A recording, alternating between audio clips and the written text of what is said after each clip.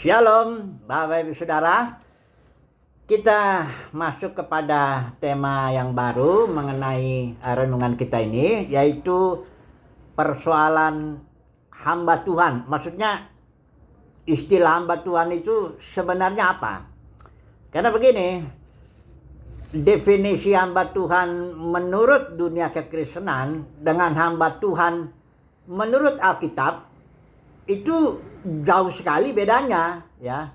Misalnya ya, kalau di dalam dunia kekristenan itu kalau yang disebut hamba Tuhan itu umumnya ya biasanya dia sekolah teologi lah ya, 1 S2 S3, terus dia melayani entah sebagai gembala sidang, entah sebagai pendeta ini itu atau apalah ya, yang atau juga yang ada orang mendefinisikannya sebagai yang full time, artinya enggak kerja, bilangnya kerja sekuler ya, cari uang dengan profesi insinyur atau dokter atau pengacara atau tidak begitu. Jadi yang full lah, istilahnya yang full, jadi pendeta, jadi gembala sidang, jadi apa, itu dibilang hamba Tuhan ya. Atau mungkin ada definisi-definisi lain dalam kekristenan seperti itulah kurang lebihnya ya. Nah, tapi kalau kita nanti melihat di definisi di dalam Alkitab itu sangat berbeda. Atau saya beri contoh lah ya, definisi mengenai bodoh, istilah bodoh lah ya.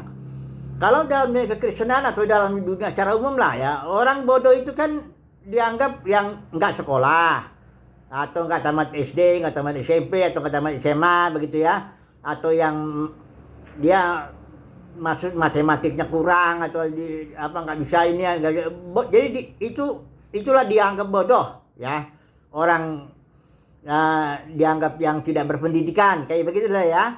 Nah, tapi kalau bodoh menurut Alkitab itu sangat beda. Coba dulu kita lihat dulu ya beberapa pengertian bodoh dulu ya. Ini saya memberi contoh bodoh supaya kita lihat betapa berbedanya penilaian Tuhan itu dengan penilaian manusia.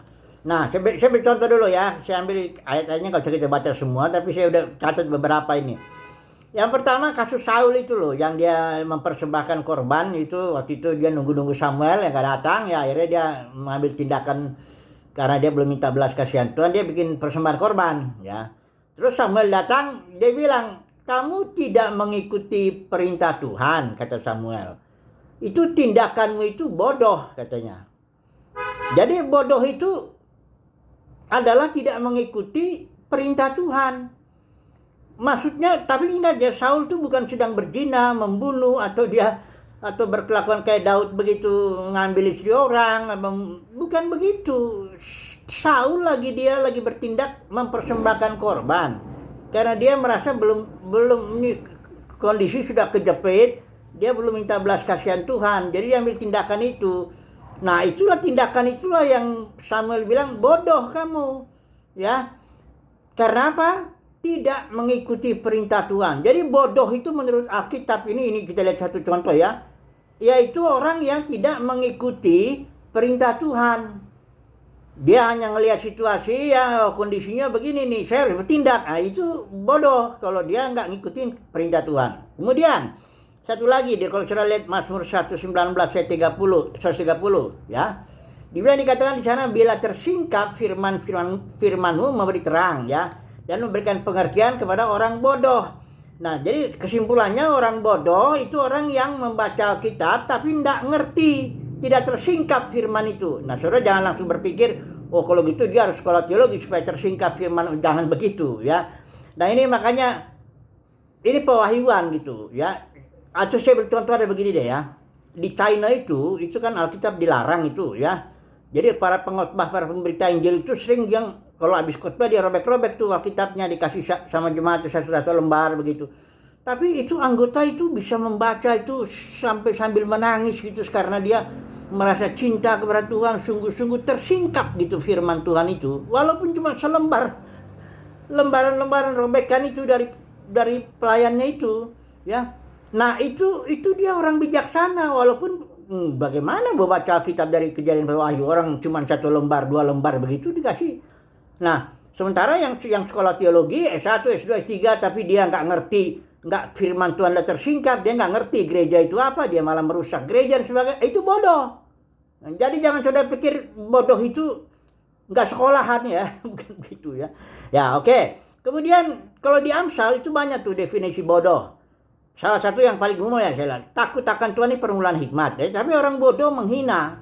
Jadi kalau orang bodoh itu pengertiannya tidak takut Tuhan. Maksud takut Tuhan itu menjauhi kejahatan. Jadi orang-orang yang malah ngedeket-deketin duit, yang ngedeket-deketin pelacuran, ngedeket-deketin itu bodoh ya. Menurut firman Tuhan, bukan sekolahan, mau sekolahnya tinggi juga mau PhD atau apa, kalau dia nggak menjauhi hal-hal yang kejahatan seperti itu ya dia bodoh. Nah, oke lah. Satu lagi nih, Amsal 12 ayat 15. Ini dikatakan orang bodoh tuh merasa jalannya lurus. Tapi kalau orang yang bijak itu mendengar nasihat. Jadi orang yang merasa tuh dia paling benar, dia merasa oh saya udah melayani Tuhan sungguh-sungguh ini jalan saya benar nih, ya.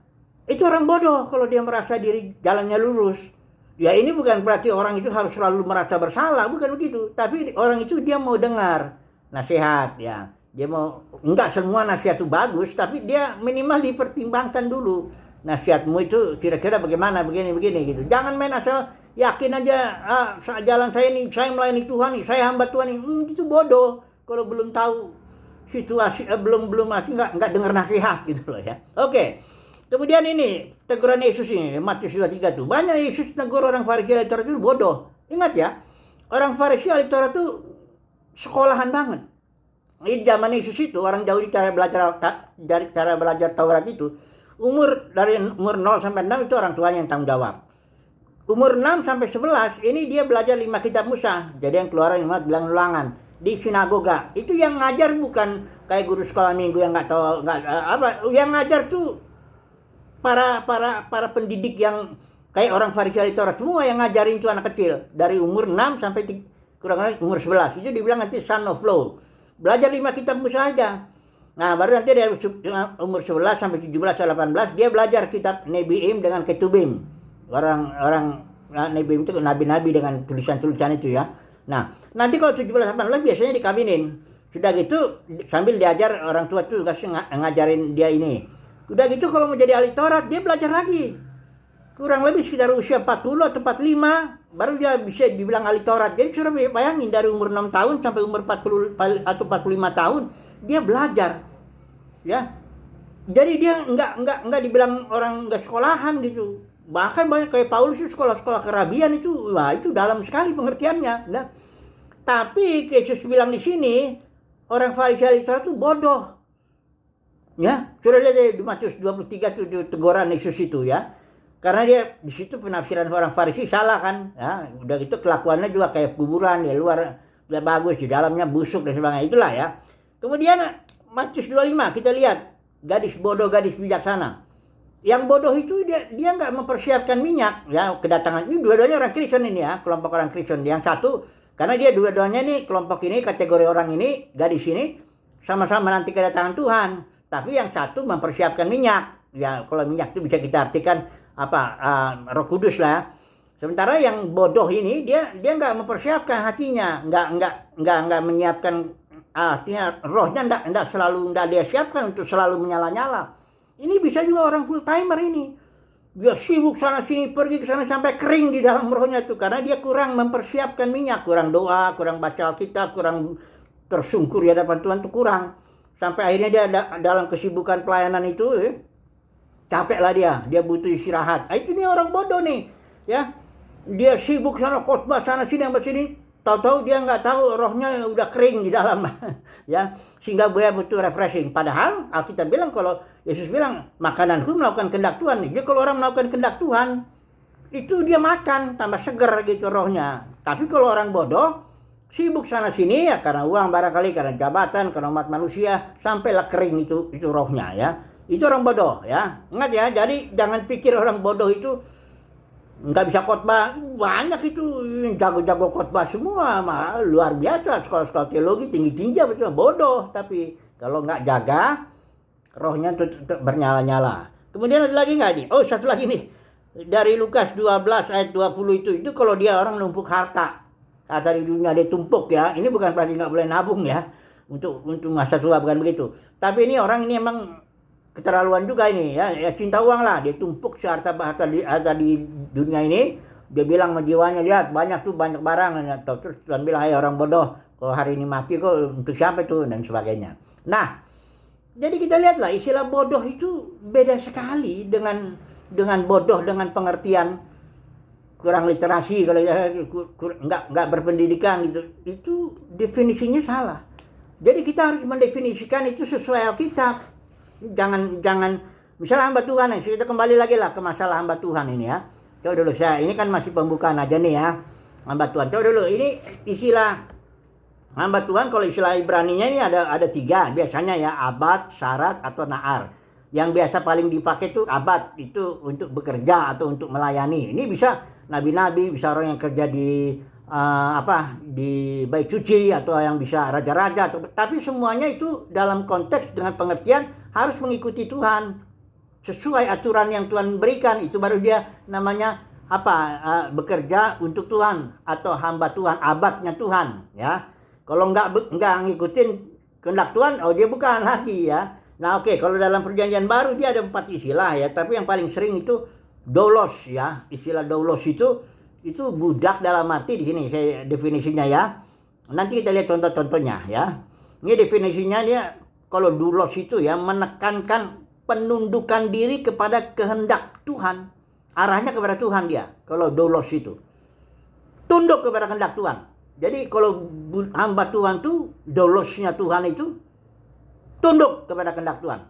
Nggak boleh dia melakukan kehendaknya sendiri atau merancang keinginannya sendiri untuk melayani. Oh, itu bukan hamba Tuhan ya. Kemudian istilah kedua diakoneo. Itu kalau dia melayani kebutuhan gereja. Jadi dia hamba. Di satu sisi kalau doulos itu dia hamba kepada Tuhan, tunduk kepada kehendak Tuhan. Tapi kalau diakon, dia tunduk kepada jemaat. Nanti kita lihat ada beberapa ayat itu disebut pelayan jemaat, hamba jemaat ya. Itu beda nanti dengan manajer jemaat. Nanti saya mau bicara itu. Tapi yang penting kita inilah kurang lebih kesimpulannya dulu lah mengenai pembukaan ini ya, tentang hamba Tuhan ini. Jadi hati-hati memberikan definisi ya.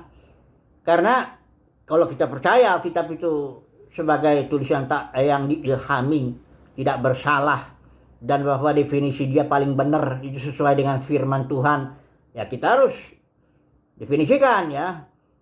Kalau orang itu bodoh, kita harus bilang. Kalau nanti misalnya saya sering kadang-kadang jangan bodoh, misalnya saya bilang itu saya nggak bilang jangan nggak sekolah ya, jangan nggak S1, S2 teologi, bukan itu maksud saya. Jangan bodoh itu, jangan kamu nggak ngerti kehendak Tuhan, nggak ngerti kehendak Tuhan bagi gereja, lu merasa diri melayani gereja, nggak tahu itu memecah belah gereja, tarik murid kepada dirinya, tarik uang kepada diri, itu orang bodoh itu. Ya, nanti kita lihat ya. Jadi oke lah, simpulannya hamba Tuhan itu pertama dia mengarahnya vertikal. Dia tunduk kepada maunya Tuhan, kehendak Tuhan. Dia nggak akan pokoknya itulah dia makanannya. Kalau Yesus bilang makananku melakukan kehendak dia, itu makanan. Jadi kalau orang itu melakukan kehendak Bapa, makin kuat dia rohnya, makin semangat dia. Kalau dia makan ya, itu satu cara Tuhan, itu doulos, hamba Tuhan. Yang kedua, hamba Tuhan itu atau diakon, dia arahnya memenuhi kebutuhan jemaat. Ingat ya, kebutuhan jemaat itu bukan berarti yang menyenangkan telinga jemaat atau bukan, tapi yang dia butuhin benar ya. Bisa juga kebutuhannya materi ya, kalau yang 7 diakon itu dipilih di Yerusalem itu suruh kasih uang, bagi-bagi uang ke janda-janda miskin, orang-orang itu. Oke lah, ini pembukaannya dulu. Definisinya kurang lebih seperti itulah ya, hamba Tuhan itu ya. Nanti kita akan lanjutkan berikutnya ya. Haleluya, amin.